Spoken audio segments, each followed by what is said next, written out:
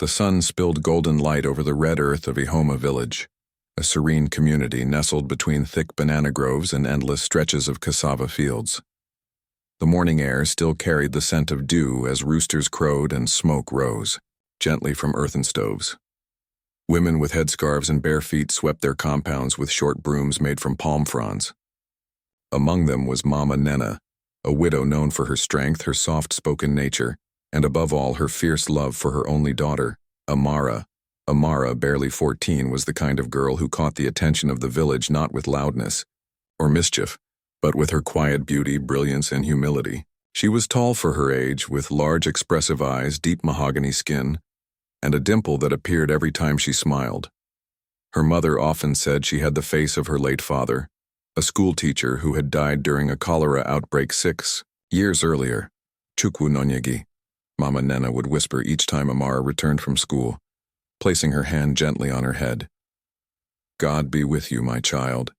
You will go far. Education was everything to Mama Nena.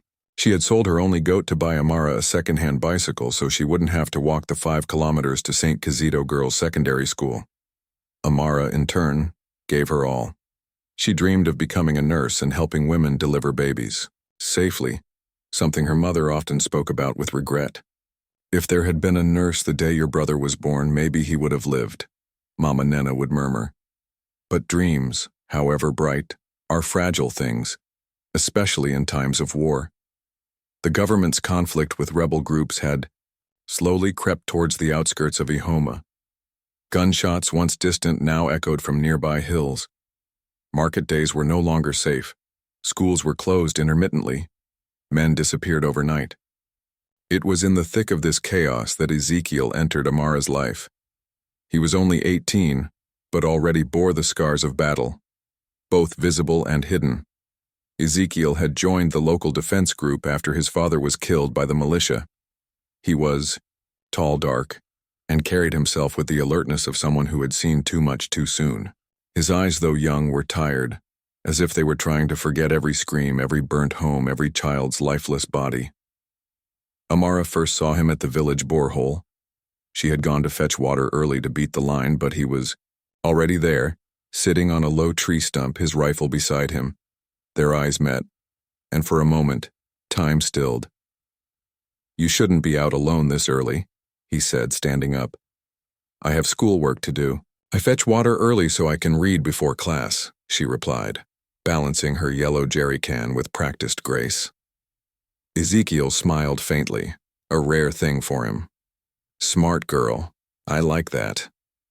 That was the beginning.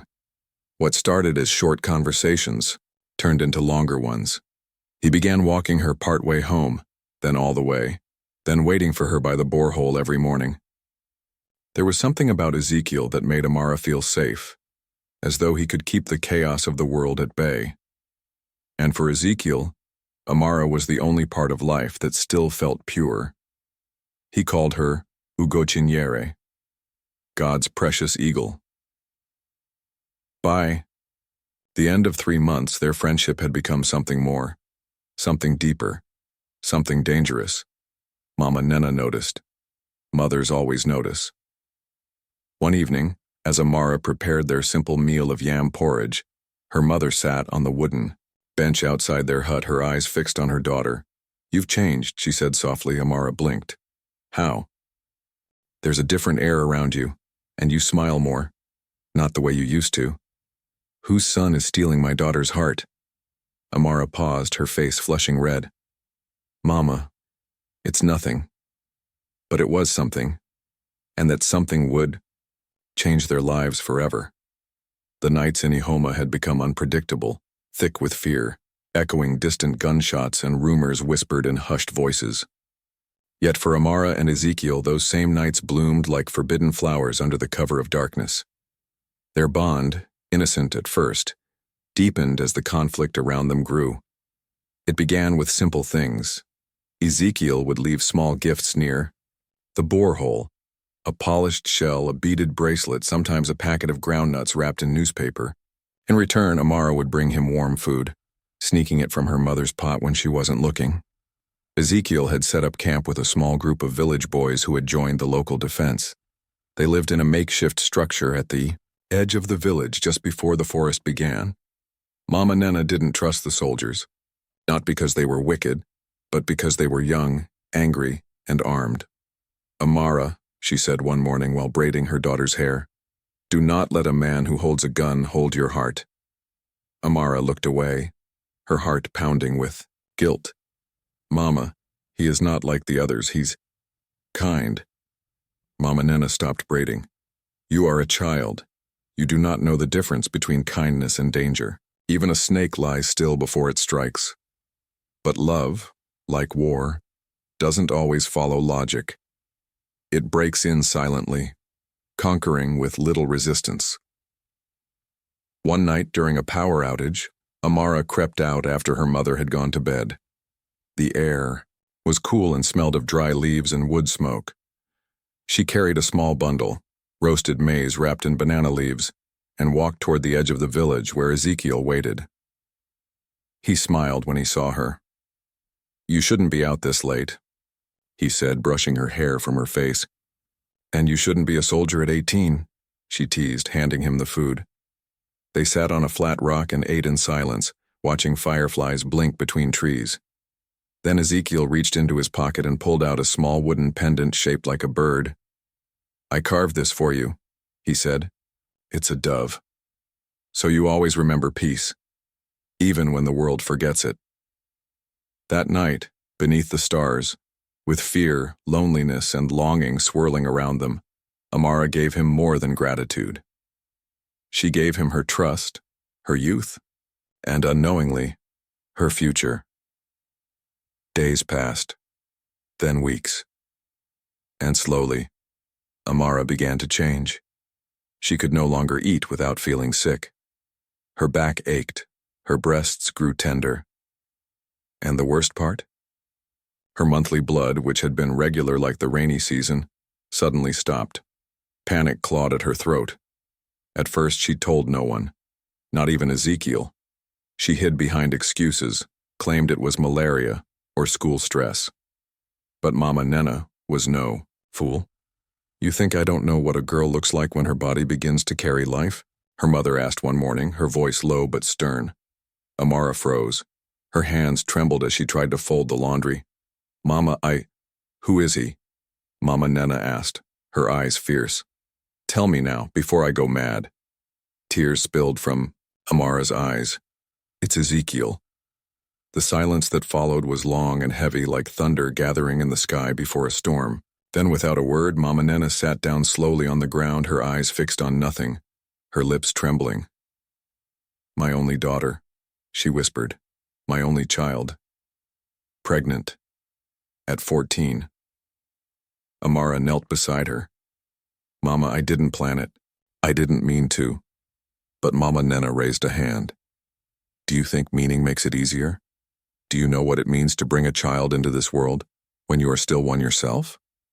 She stood up slowly, her body trembling with rage, sorrow, and disbelief. "You will not leave this house again until I decide what to do." Amara spent the next few days locked inside, forbidden from going to school, to the borehole, even from fetching firewood. She could hear her mother pacing at night, whispering prayers and crying in the dark. Then, one morning, Mama Nena bathed early, dressed in her best wrapper and blouse, and set off to confront Ezekiel.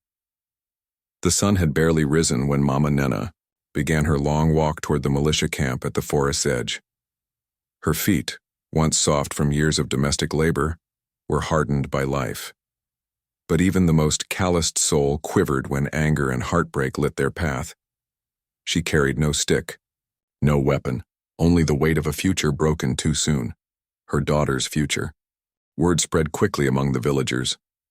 People peered from their windows and compounds, whispering in curiosity and concern.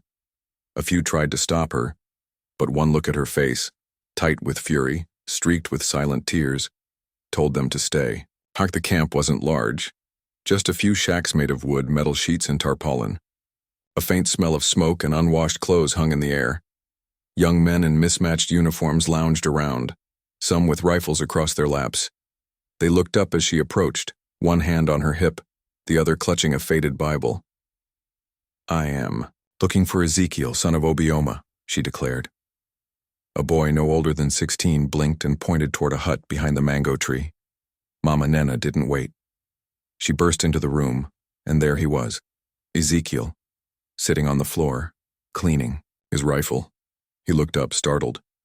Mama Nena, what brings... Slap, the sound cracked like thunder. His head snapped sideways. You fool, she hissed.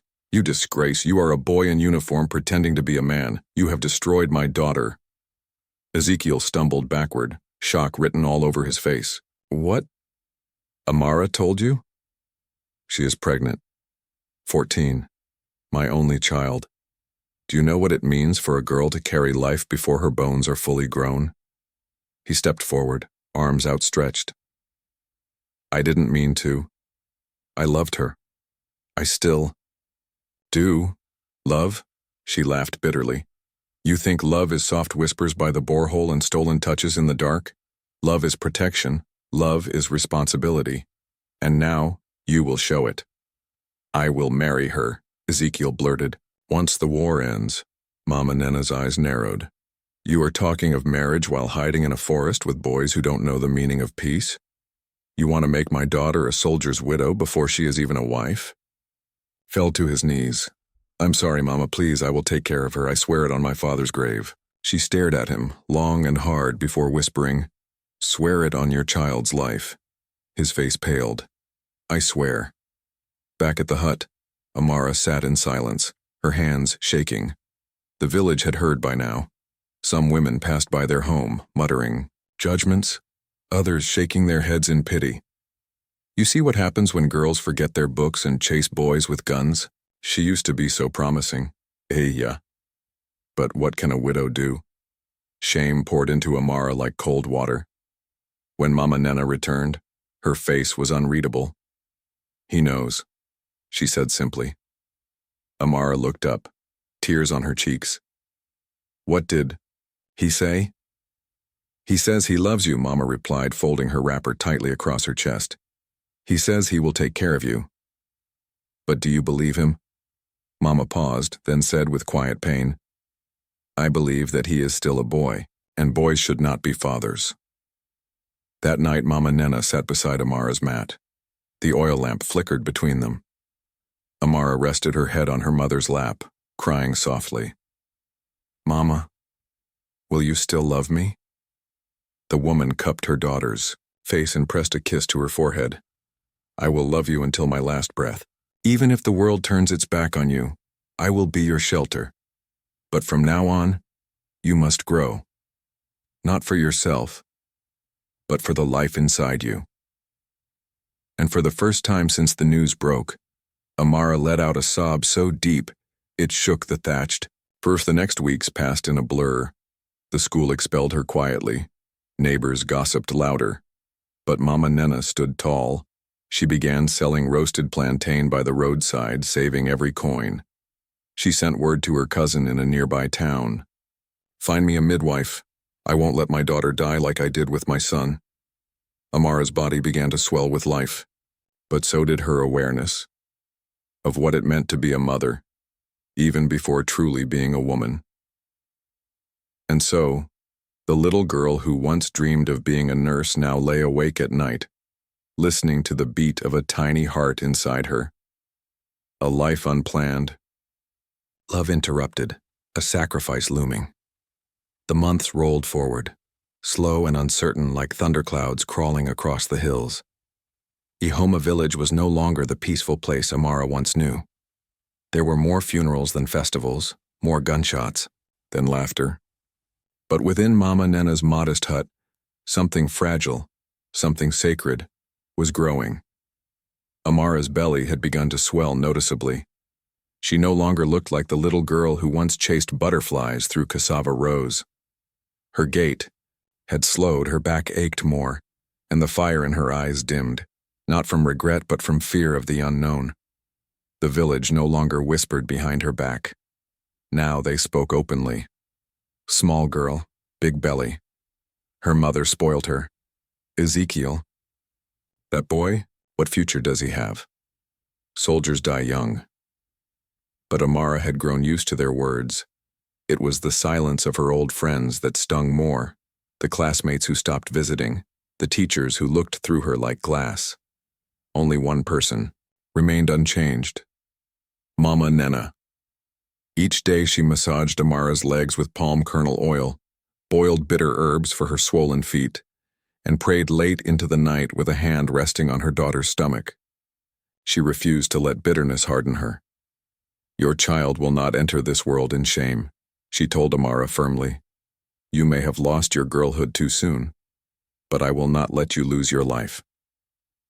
One hot afternoon, as cicadas screeched and smoke from roasting maize drifted across the village, Mama Nena sat outside under the mango tree, carving something from a piece of wood.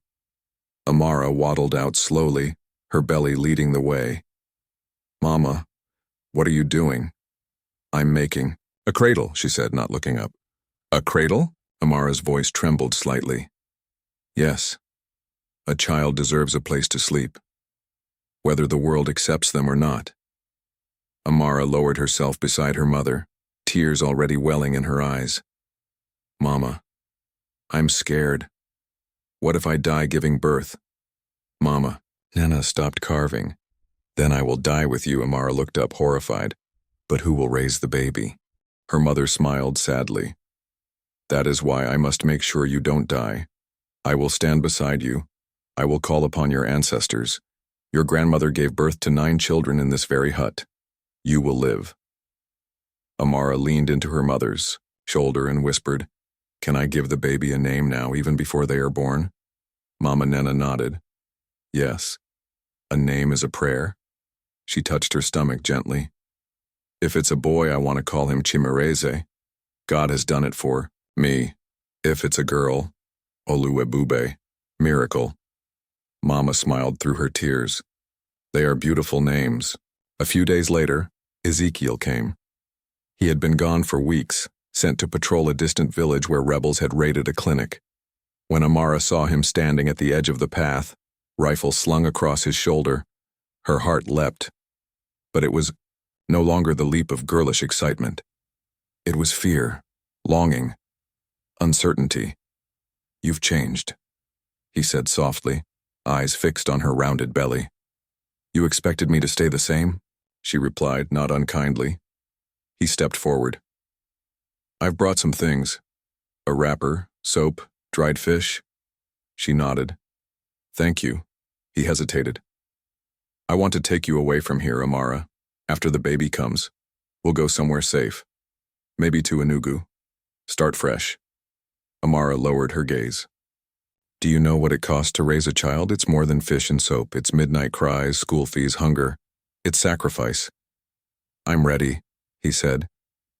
She looked at him then, really looked. Behind the uniform and the hardened shell was still a boy, scared, trying. "I'm not," she said. "Not yet." Ezekiel nodded slowly. "I'll come again soon," he whispered. As he turned to leave, Amara whispered back, "Don't come unless you're ready to be a father, not just a soldier." The rains came early that year. The skies wept almost daily, as if mourning with Amara. Each night thunder cracked and lightning lit up the thatch roof as she clutched her belly and prayed for strength. Mama Nena prepared everything. She fetched the midwife. She gathered herbs, towels, warm water, and wrappers. She washed the cradle and laid it near Amara's mat. Each night, she whispered to her unborn grandchild, "Come in peace, come in strength. Your mother is young, but her spirit is old." And then one midnight, as the storm raged louder than ever before, the baby came. The storm that night was like no other. The wind howled through the cracks in the walls. Rain battered the roof like fists of angry spirits, and lightning tore the sky open again and again. Yet inside Mama Nena's hut a more primal storm was underway, one of blood, pain, and the sacred cries of birth. Amara screamed, the kind of scream that comes from the pit of a soul caught between two worlds. Life and death, girlhood and womanhood. Sweat poured down her face as her legs trembled. The old midwife, Mama Ifeoma, barked orders as she pressed Amara's knees apart and whispered old birthing incantations. Breathe, push again. The child is ready to see the world. Outside, villagers gathered under verandas whispering. Many were sure she wouldn't survive it. She's too young. Her hips are not ready. This child may bury her own mother. Inside, Mama Nena knelt at her daughter's head, wiping her forehead with a wet cloth, whispering prayers through trembling lips. Chiem, please, don't take my child from me. Then came the final cry, raw, guttural, and suddenly, silence. A second later, a shrill sound pierced the air, a baby's cry. Then a second cry. Mama Ifeoma froze. Her eyes widened. Another push, more blood. Then, a third cry. Triplets. 3. Tiny babies. 2 girls, 1 boy. Mama Nena gasped. "Oh God of Abraham, what is this?" The midwife was stunned. I only felt 1 heartbeat. How? Amara, too, weak to speak, slipped into unconsciousness as the 3 cries echoed into the wet night. Hours passed. The rain slowed to a drizzle. A pale moon broke through the clouds. Inside the hut, the air was thick with warmth and wonder. The triplets were, wrapped in soft cloths, laid in a large calabash basket near the cradle. Mama Nena couldn't stop staring. Three lives, she whispered, born from 1 child.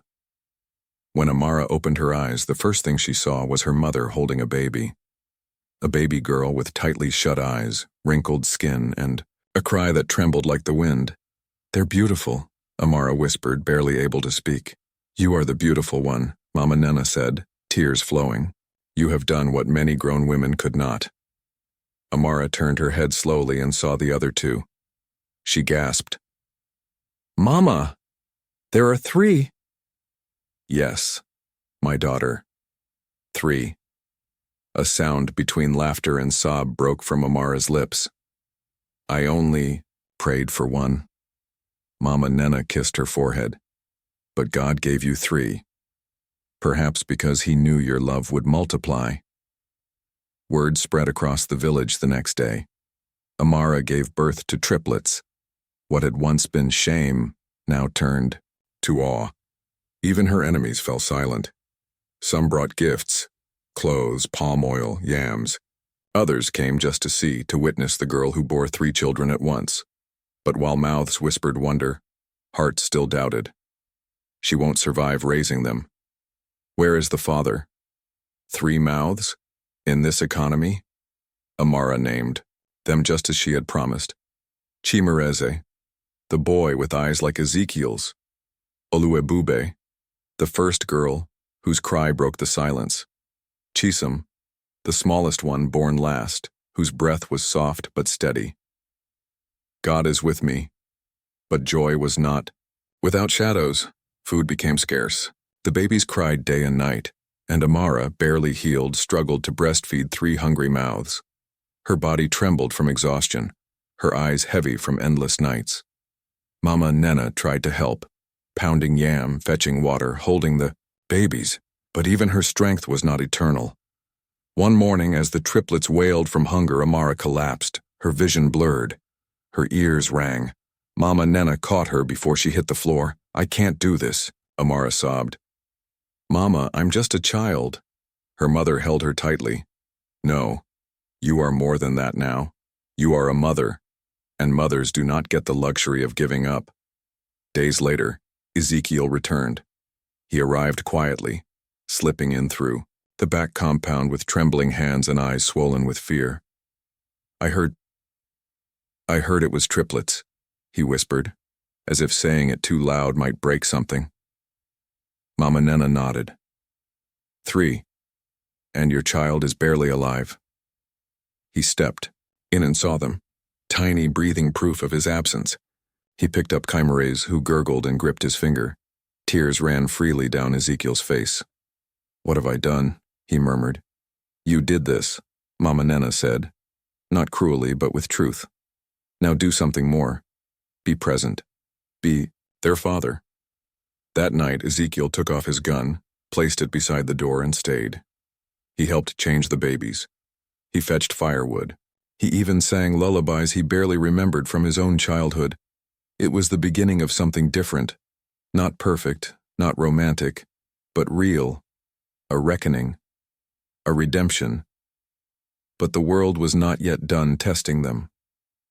Trouble loomed on the horizon, from the village council, from Ezekiel's past, from the government soldiers patrolling nearby who had no use for teen militiamen, and Mama Nena. She could feel her body weakening. A cough had taken root in her chest, one she hid behind closed doors. She had given everything, and she knew what was coming. Ahoma village was no longer the quiet land of palm wine and moonlit dances. It had become a place of whispers, tension, and government patrols. But inside the little clay compound where Amara lived with her triplets, a different kind of battle was being fought. One of survival, sacrifice, and silent love. Ezekiel had now stayed for 3 full moons. He no longer carried his rifle. Instead, he carried water, fetched firewood, and held crying babies in the middle of the night. He worked on nearby farms for scraps of yam and beans. He washed Amara's clothes, patched her torn slippers, and stood between her and the shame the world had once cast upon her. But the world was not done with Ezekiel. One afternoon, as Ezekiel carried Chimareze on his back in a faded wrapper, a government army truck rolled into Ahoma. Uniformed men jumped down, eyes sharp, rifles loaded, searching for the last of the rebel child soldiers that had haunted the region for years. Someone pointed. That one used to fight with the militias. That boy. Ezekiel. He disappeared when the army came. Now he's back playing house. They stormed the compound. Ezekiel was pulled from the ground. Chimareze cried on his back, too young to understand the violence unfolding. Amara ran out, barefoot, holding Chisholm in her arms and screaming, "Don't take him, he's changed." But their fists didn't care. They beat Ezekiel in front of her, dragged him toward the truck. Blood poured from his lip. His shirt was torn. Just as they were about to shove him inside, a voice rose. "Stop!" It was Mama Nena. She walked out slowly, coughing but upright. She stood in the rain, her wrapper soaked, her hands trembling, but her eyes fierce. "He is not a criminal anymore," she said. "He is a father now. He has turned his back on blood and bullets. What justice do you serve when you punish those who are trying to make peace?" The captain scoffed. "Who are you to speak for him?" "I am his mother now," she said simply. "He belongs to the state." "No," she replied. "He belongs to his children." The soldiers hesitated. Villagers gathered. Then Mama Nena did something nobody expected. She knelt in the mud. "For the sake of these children, I beg you, take me instead. I am old. My back is bent. My blood is tired. But let him stay. Let the children know their father." A long silence. Then the captain grunted, "Keep your boy. But if he lifts a rifle again, no mother's tears will save him." They left. Ezekiel collapsed into the dirt, sobbing. Chimareze wailed on his back. Mama Nena was taken inside. That night her cough worsened. Her breath rattled like dry leaves. Amara sat by her side all night, holding her hand. "Mama, please don't leave me." "I won't." "Not yet," she whispered. "But soon." Weeks passed. The babies grew. Chisholm learned to crawl. Oluwebube began to hum when she nursed. Chimareze laughed whenever Ezekiel sneezed. But Mama Nena grew weaker. She could no longer rise without help. Her bones ached. The cough tore through her body each morning. One evening, as the sky bled orange and the children played in a makeshift basket, she called Amara close. "My daughter." "Yes, Mama. You have done more in 1 year than many do in 10. You have grown. You have become a lioness." "I'm not strong without you," Amara whispered. Mama Nena smiled gently. "Strength is not the absence of fear. It is moving forward in spite of it." She reached into a small calabash under her mat and brought out a folded wrapper and an old journal. "This was your grandmother's. She used it to wrap her first child. Use it for Chisholm." Amara nodded through her tears. "And this journal? I want you to write. Write about your journey, your pain, your victories, so that one day your daughters will read and remember that they come from women who did not break. The end came on a Sunday. The cock crowed. The sky was soft. Amara rose to check the fire. She found her mother still, her eyes closed, mouth slightly open, her hand clutching the wrapper she'd passed down. No sound escaped Amara's lips, just tears, endless, hot, silent. Ezekiel arrived and found her there, cradling her mother's body like a newborn. They buried Mama Nena under the old mango tree. The entire village came. Even those who had once scorned her. They called her Neukachukwu, the mother who exchanged her life for peace. After the burial, Amara sat on the mat with her children crawling all over her eyes fixed on the fire. "I don't know how to live without her," she said softly. Ezekiel, holding Oluwabube, said, "Then live for her, for the sacrifice she made." Amara looked up, a new resolve in her eyes. No more shame. No more hiding. She stood. "I will raise these children to be proud. I will become what Mama believed I could be." And that night, Amara began to write, in her mother's journal. "They said I was too young, that I would not survive, that 3 children would break me. But I survived, because one woman stood for me when no one else would. And now, I will stand for my own." The days after Mama Nena's burial passed like seasons. Slow, steady, and filled with moments that shaped Amara into the woman her mother always knew she could be. Amara was now 15, but her soul was older than her age. Her back was straight, her gaze steady. The village no longer saw a shameful child mother. They saw a warrior and rapper raising 3 children with the dignity of a queen and the scars of a survivor. The triplets, Chimereze, Oluwebube, and Chizem, grew with fire in their blood and light in their eyes. Chimereze could climb anything by 2 years old and often called Amara Mummy Papa, for she was both. Olubub danced in circles when she laughed. Chisholm, ever the quiet one, always clung to her mother's waist, her little fingers gripping Amara's wrapper like a lifeline. Ezekiel stayed. He did not always know what to say. His past haunted him. But every time he saw his children, he remembered what he had been and what he never wanted to be again. He built a small poultry behind the house, raised chickens, sold eggs. Brick by brick, he paid for his past through presents, not just apologies. He asked Amara to marry him once, kneeling in the soil with a palm frond ring, but Amara looked him in the eyes and said softly, "Not now. Not because you owe me.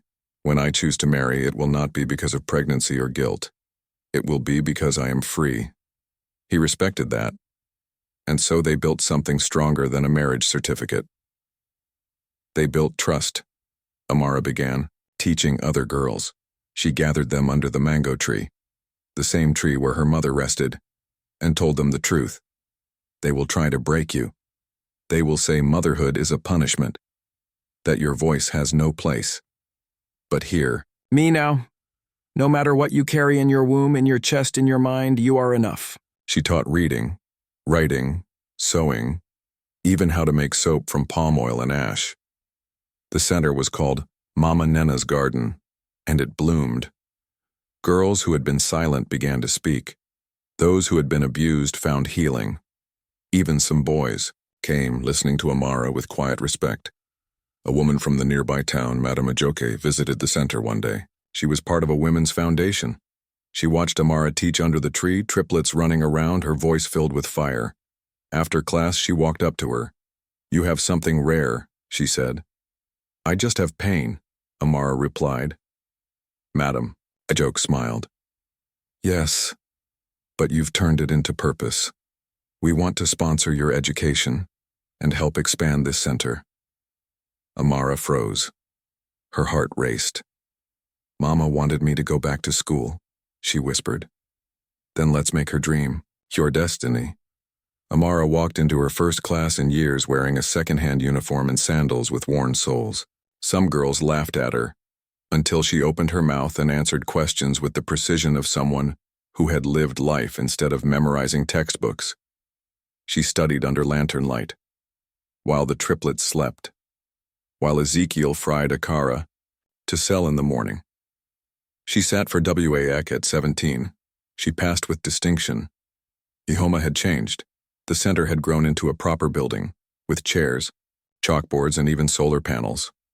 Amara stood before a crowd, giving a TEDx-style talk in front of women, students, chiefs, and even government officials. She wore a golden wrapper, hair braided in a crown, her voice full of thunder and honey. My name is Amara Nena Eze. I was pregnant at 14. The man who fathered my children was a boy soldier who barely knew how to be a man. I was almost a victim of shame, poverty, and death. But my mother stood for me. She gave everything, and her name, her health, her life, so that I could stand here today. So now I live for the girls who were told they were too young, too ruined, too broken. I live to prove that motherhood is not a death sentence, that education is not lost because of pregnancy, that with just one woman's belief, a generation can rise. The crowd rose in applause, and in the front row, 3 teenagers clapped the loudest, Chimereze, Olwebube, and Chisholm. Beside them sat Ezekiel, older now, eyes full of tears. He whispered, "She did it, Mama Nena. She truly did it." Later that night, Amara visited her mother's grave under the mango tree. She poured palm wine, laid fresh flowers, and knelt. "I finished, Mama," she said, tears sliding down her cheeks. "Just like you believed I would. I'm not just surviving, I'm living." The wind blew gently, a mango dropped, and in the quiet of the night it felt as if the tree itself whispered back, "You were always enough."